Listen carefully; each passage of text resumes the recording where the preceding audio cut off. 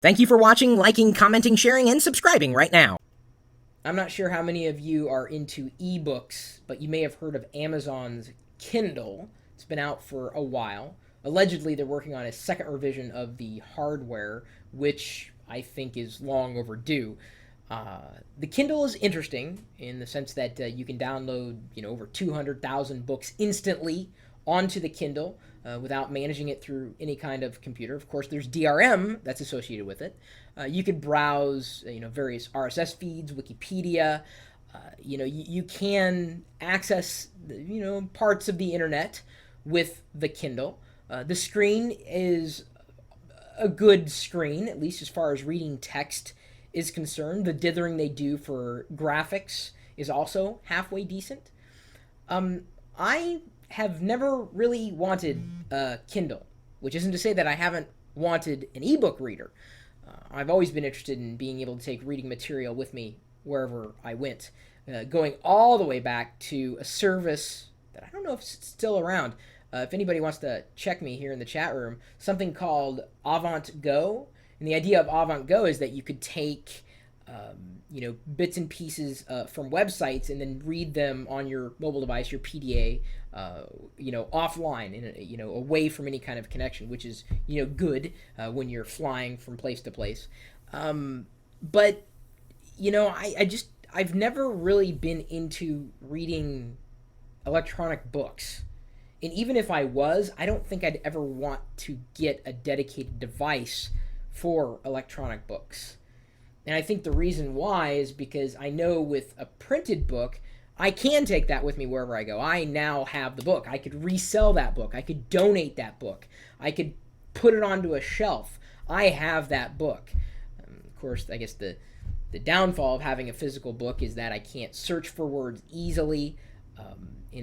So I usually go to a website to see if I can find a manual in PDF form. And certainly I've purchased books that have ebook components, like some type of PDF or a digital media to be read sometimes only on a Windows PC. But I try to find hypertext if I can, just because it's easier to scan for words or phrases, in a book, where you can't do that with physical media, obviously. So the reason why I'm bringing up the Kindle now is because in my hands I am holding one. This is not my Kindle. It's Ponzi's Kindle, and she purchased this behind my back. I'm not proud of that. The reason why she did that is because I am kind of against the whole ebook thing for a variety of reasons. DRM being my number one. My number two is the fact that it's yet another device to carry around. If I were to get into reading ebooks, I would likely read them on my iPhone, or, well, if it was an iPod, I guess it's an iPod / iPhone, but I would likely read them on here with either e-reader or Stanza, and I guess there are a few other ebook apps that are available for the iPhone. And some people say, well, you can't compare the screen on the Kindle to the iPod or the iPhone, and that's true. I mean, it's bigger. It was designed for text, for readability in mind. The battery certainly lasts a heck of a lot longer, but here's the thing.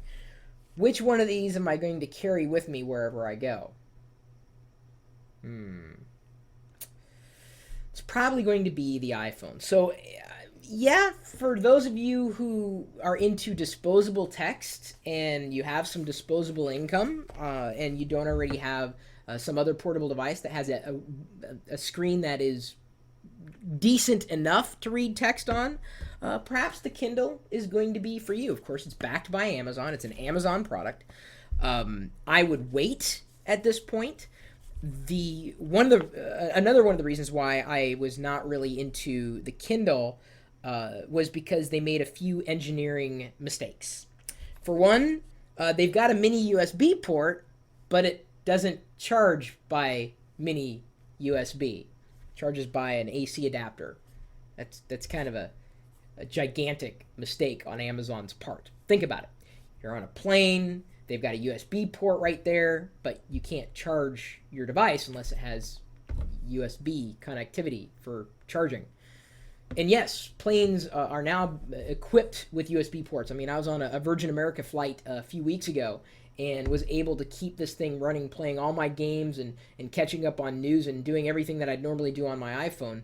See, again, it's an all-in-one device, and if you ask me, dollar for dollar, if I were to recommend either a Kindle or let's take a step back, an iPod Touch, I'd recommend the iPod Touch every time.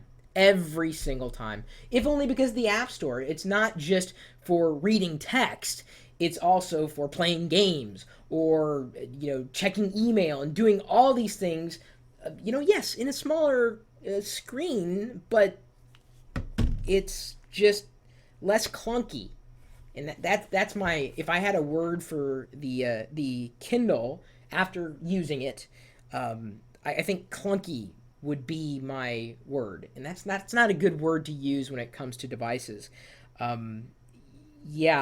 do believe that the iPod Touch, in conjunction with the App Store, or the iPhone, certainly in conjunction with the App Store, kind of killed any of my desires to get some kind of ebook reader. So yeah, the Kindle does seem pretty neat. Ponzi loves it.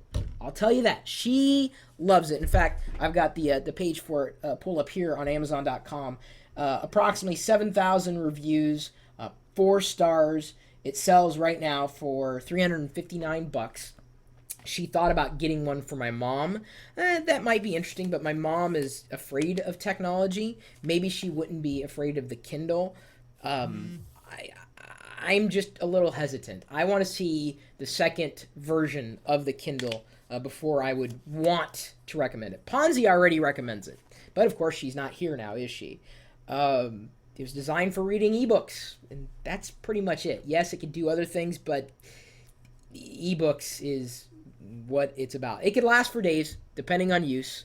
Ponzi's the one who's, had this for, I guess she's had it for a few months now. She didn't tell me when she first got it because she was afraid I was going to get mad. And I was kind of upset. I'm like, but you've got an iPhone, but it's not the same. You're right, it's not the same. But let me also put it to you this way.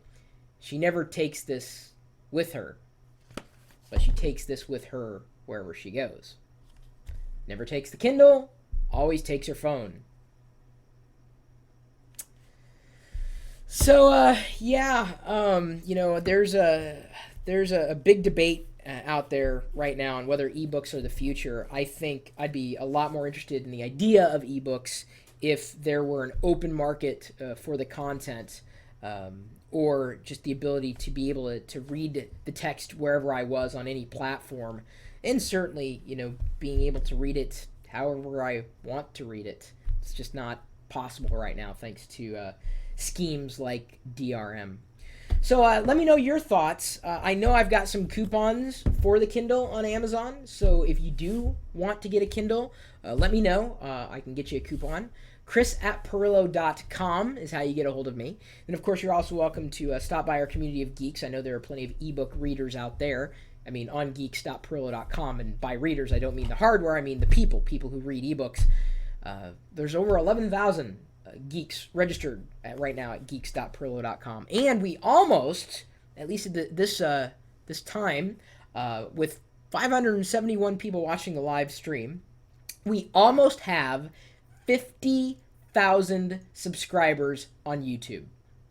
Go to youtube.com/lockerroom, subscribe if you haven't already, and then you could be a part of that 50,000. It's a pretty big number there. Well, I think it is. At least I'm happy. I'm happy to be a part of such a vibrant community, and it's always live. This live video feed that has the chat room, which is also live. It's everything brought together, and we're typically talking tech 24 hours a day, 7 days a week at live.pirillo.com. We'll see you later.